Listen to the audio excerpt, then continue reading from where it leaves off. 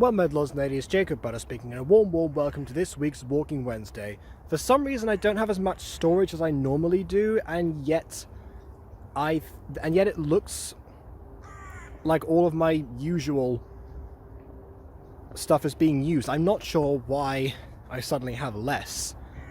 So I have 19 minutes and 55 seconds, or more like 31 now, to get through what I want to say, which is fortuitous because I only want to talk about one thing this week. I know that sometimes in Walking Wednesdays I like to actually talk about either something that was on my mind or a particular event for ages. Well, in this case, I'm going to do both. So I'm going to talk about the time within this week where my parents and I went to see Frantic Assembly's Othello. Now, in case you don't know who Frantic Assembly are, they're a really well-known and highly reputed theatre group over here. And, well, actually, I say over here, I'm pretty sure they've done worldwide tours. Yeah, so they're a known theatre group in general. Yeah, they specialise in something that's referred to as physical theatre, but that definition is kind of really vague. Because, you know, some people will say, oh, well, all theatre is physical, which, yes, makes sense. If I describe physical theatre to somebody who doesn't know anything about it, I guess I'd say what I said to my dad right before we went, which was that it's, I guess, a bridge between what one considers to be traditional acting nowadays and dance. I think that was it, and I studied a lot about them when I was in 6th form, actually. They're one of the... Actually, no, they occupied like several of the main assignments for people, especially when they introduced the new exam that they were just getting on started for like one of the units, and it turns out we were talking about the very people we'd actually been studying for ages, which were DV8 and Frantic Assembly. DV8's another group that does something similar. I mean, last I checked, they were actually on a break, but I'm pretty sure I think they might have now come back. I'm not sure. Point is, Frantic Assembly never took a break. They've been active since the 90s, since the in-your-face era of theatre, really. And I believe there were some of the forerunners of that in some regards. I don't know. I dread the moment that one of the people from my actual 6th form sees this video and is like, have I taught this guy nothing? Well, at the very least I recognise the name of Scott Graham, so that's something. And I'll get back to him in a second. So Frantic Assembly. Yeah, but last time I went to see a performance by them, it was actually at the 6th form itself, and it was a tour. It was all the way in Chichester, actually, which is a fair distance from where I actually live, relatively speaking, anyway. So, yeah, essentially, that one was called Things I Know to Be True. I say essentially, it was called Things I Know to Be True. I know that to be true, haha. And that was sort of that was an interesting revelation, because at the time when we were doing our practical pieces inspired by Frantic Assembly, we'd seen a few of their famous sequences, including some of the stuff from Othello itself, because they had a previous run before the one we went to see. They brought it back because it was successful, and we kind of interpreted that in the sense that, oh, for our piece inspired by them, we have to do pretty much everything as some sort of physical theatre inspired like sequence. You know, everything must come from either DV8 or Frantic Assembly in some regard, or, you know, we fashion what they've done into our own thing, and etc. So, you know, very much attempting to get the marking criteria, which, you know, I don't blame the school for, I blame the system, you know, which is ironically what the in-your-face movement is somewhat about. Whatever. Point, you know, you either die a hero live long enough to see yourself become the villain, don't you? That's that whole thing. Anyway, yeah, when we went to see Things I Know to Be True, it kind of struck me because for the most part, it was just like what, the traditional naturalistic piece of theatre. Not everything, because there were times when all the characters essentially would have their own family. They all had their own monologues, and a lot of the time there was something going on in the background and some sequence here or there. But for the most part, it was, I hesitate to say the phrase played straight, but I think that's the best way to interpret that for anyone who hasn't really seen what they do and doesn't know the terminology. Yeah, so I bring that up because Othello was very much what I thought I was going to see when I saw a Frantic Assembly piece. It was because the physical theatre style that they have was carried out throughout. I mean, I wasn't really identifying, so many of the things they used to do, like the hymns, hands, this specific type of lift or something. They did do that lift one time, by the way, but even so. But yeah, but that's the thing. They also didn't do what we did, and they still didn't, over and emphasize that. There were scenes in the actual Othello piece that were actually, again, played straight. I really need to think of a better phrase than that. It doesn't do them justice. So, yeah. But, that's what I want to say. Yeah. So, the other difference, obviously, between us and them was that, when we did something, we didn't have as much, I guess, well, probably not rehearsal time, obviously.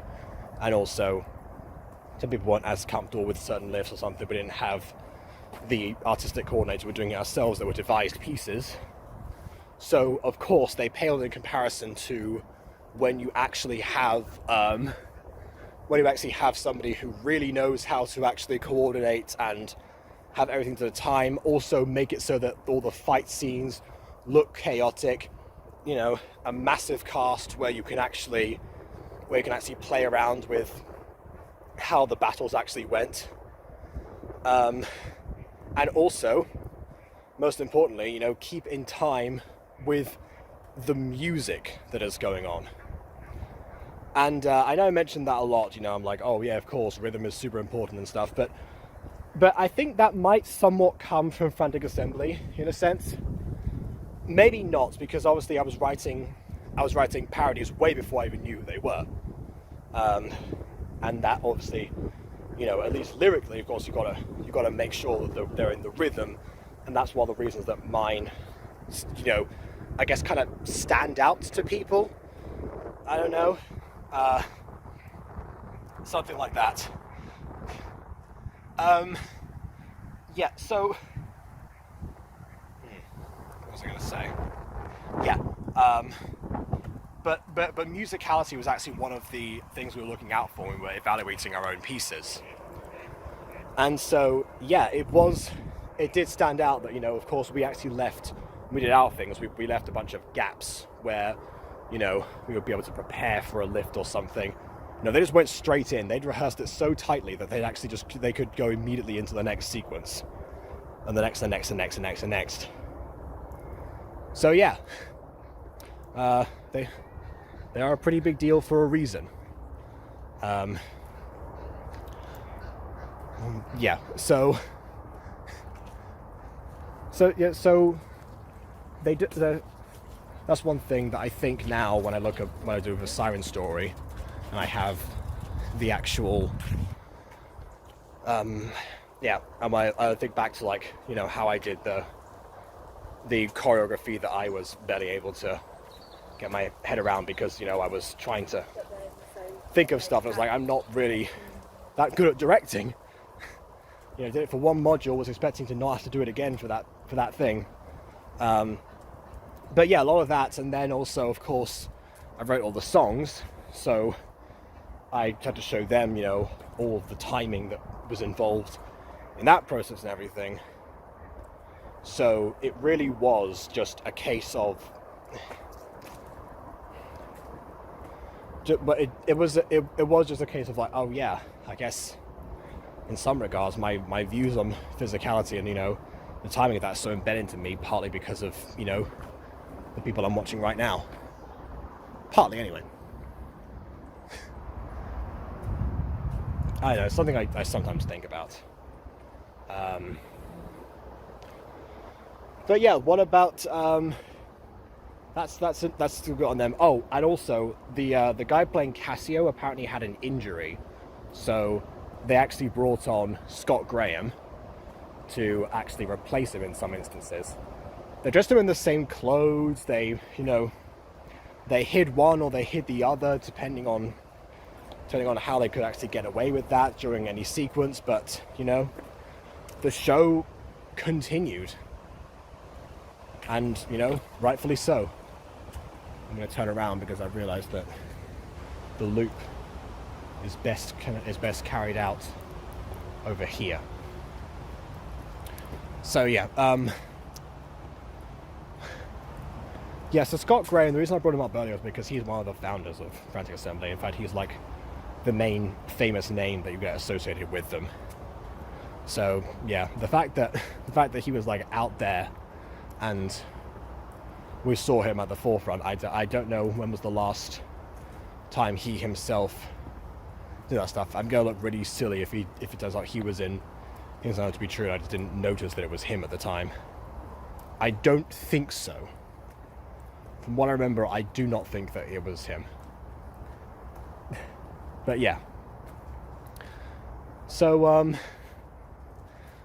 overall, Frantic Assembly, a very impressive group, and like I said, whenever they wanted to actually play it straight, they did exceptionally well. But that's the thing. What about Othello itself? Because I've got a bit of a weird story as to how I actually was introduced to the story of Othello. So this was around like 2008, possibly. And we were relatively new to Spain at the time, and there was this local kiosk where I eventually 2 years later would end up getting the Witch magazines from. My dad would get them as the part of the promotion from El Mundo, one of the magazines, and they actually that was the whole thing. Oh, wait a minute. Did I loop too soon? I think I looped too soon. Yeah, I looped too soon, didn't I? Okay. Back over here we go. Yeah. So at this kiosk at this time, actually, they were also running a different promotional line of things. It was from Disney. It was a series of Donald Duck books, stay with me, called Classics of Literature, where, Donald and, Huey, Dewey, Louie, Scrooge, and etc., all those people, they would actually, inhabit the stories themselves. They somehow like have an excuse as to why they end up either in a similar situation to the thing that they're actually like parodying, or at one point during the particular one I'm talking about, the Theatre of Shakespeare was called, where I don't know, Donald just falls asleep one time and he gets knocked out after hearing about Hamlet or reading up, and then he dreams that he himself is Hamlet, and hijinks ensue. So yeah, it was interesting because that book had Hamlet, Othello, and The Taming of the Shrew in that order, and that was my first exposure ever to Shakespeare.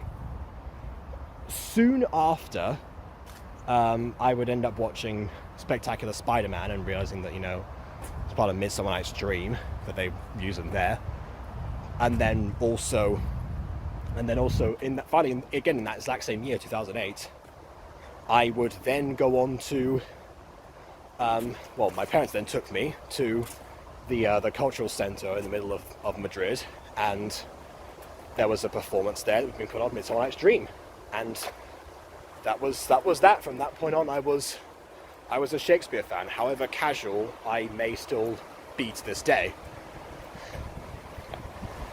But yeah, so I mentioned that the Donald Duck book contained parts talking about Othello, which is the case. So the thing about that is that is the Othello version in there. It didn't go into that much detail. So I got the fact that he was the Moor of Venice. That was his nickname, which, as far as I can tell, Frantic did not use a single time in their performance. So I don't know if that got cut out or what, or if there was like a thing that got adopted later. I don't know. I have no idea. So, and it turns out, he was actually either he was a war hero or he was a general still fighting. Either way, pretty high up in the whatever war was supposed to be going on at the time. And but as it turns out, at one point it seemed like there's this guy Iago who was actually jealous of him, and he actually plots to make it seem like Othello's wife is cheating on him. And this is where the book and the play that I've seen now somewhat deviate, because they keep one of the famous lines, which I didn't recognize in the English version I watched now, but in the book it was like "La ira me ahoga, el resquemor me mata," which is like wrath is drowning me and resentment is killing me. It sounds way worse when I paraphrase it. And yeah, then it just cuts because he's being told the story by, I don't know, whatever the name of the inventor is in English, I'm not sure. Perico Librote. Well, that was the academic, not the inventor. Whatever. I don't know the Donald Duck law well enough. And he actually, and yeah, then it just kind of cuts because he has to go.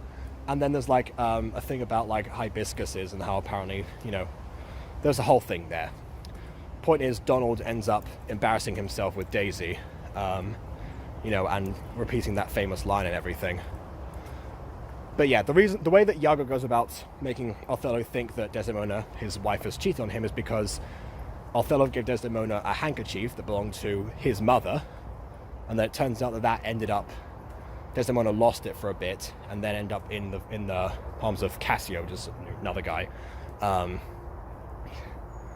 So that's how that goes down. I'm sorry, I'm looking at the time. I have to really paraphrase this quickly. Yeah, so, but in the Frantic version, it's another interesting thing, because I actually, they modernized it, because of course they did. Everyone modernizes Shakespeare now. I've talked about my reasons behind, like, why I'm sometimes cautious of modern Shakespeare. This time it worked, sort of. They still kept the language of like, oh, be a good soldier, you're my lieutenant, and stuff like that. But it was actually mainly like gang wars and stuff. That was the difference. But ultimately, I'm gonna need more time. I need to free up some recording space. There's no way I can get through what I want to say in like less than a minute. So yeah, hold on a second. I need to delete some footage. Okay, and we're back. Oh, that's only freed up 4 minutes. Okay. Gonna be somewhat quick with this. So yeah, Othello, handkerchief ends up in Cassio or whatever. So yeah, with modern Shakespeare, always somewhat cautious depending on how they adapt it. Yeah, I think I said that already. So, but yeah, this was still my first version, like, again, that really dived into the details. So really, Iago was passed up for promotion, or essentially he had the same qualifications as Othello, but he felt like he was more deserving. Whether or not that's true, we never actually really find out. Who exactly was qualified more. We also find out that Othello and Desdemona were actually, they were married in secret, so they deceived Desdemona's father, which I thought was going to come up later, but doesn't really. It sort of comes back at the end. Anyway, but yeah, it's weird because like at the same time, the reason that Iago actually frames Cassio in the first place is because it turns out that Desdemona and Cassio seem to have this really strong friendship with each other. Like, to the point, obviously, with Frantic Assembly, they made it so they were like, you know, always like making physical contact or something as well. That was another thing that seemed to imply that to him.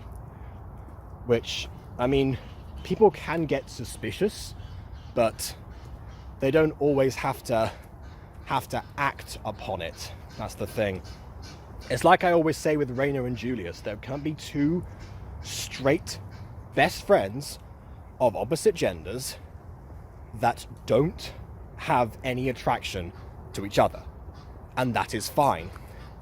But yeah, it seems that message was lost on certain people and characters 400 years ago, as it still remains today. So very much I was like, oh god, we're doing this now. So yeah, that was why Iago implicates him, and also was able to see the seed of doubt so convincingly to Othello.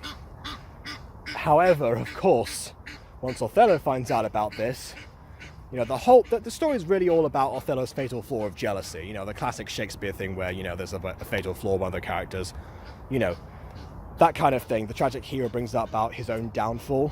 In this case, it's more the downfall of just a bunch of other people. But the same thing really applies. And I don't really mind that as much a lot of the time because well, the Scottish play is one of my favourite plays of all time, and that has the exact same formula.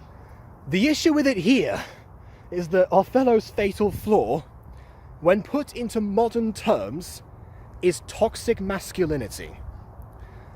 And speaking as somebody who has come across a few Othellos in the past, speaking of somebody who has somewhat acted as the Cassio in those situations, you know, being the friend, the close friend of somebody, particularly female. And I haven't come across female Othellos yet, but you know, I have come across many Desdemonas essentially.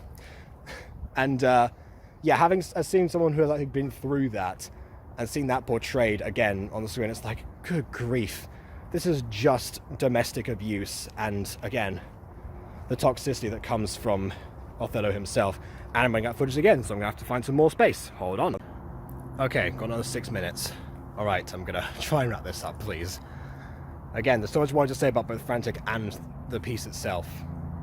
Because yeah, now that I've actually seen Othello itself, because of those reasons, because of how, you know, how much that actually hits, that, you know, it seems like nothing has changed. I didn't enjoy the actual story as much. If it weren't for Frantic, you know, giving it their all, I'm not sure if I would have really been into it, to be honest. I mean, people are going to think that I'm going to say, oh, you know, now I dislike it as much as Romeo and Juliet. I don't.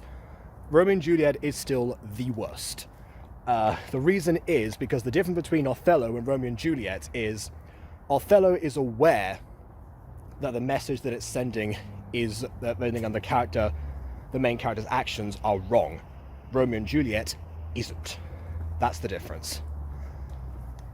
But yeah, it still did hit me that, you know, there were some people, like, I guess Rodrigo was somewhat pushy in the end, but he was ultimately an all right guy. He was still in a gang in this version, but whatever. You know, he was a soldier in the original, and essentially gets used as part of Iago's schemes, and he was like Iago's best friend almost.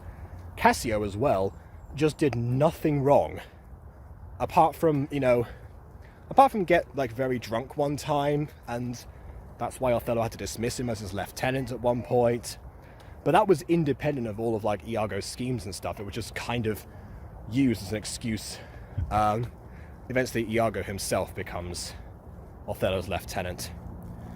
Well, that's about the time that, you know, at least in this version, he seems to be regretting his actions.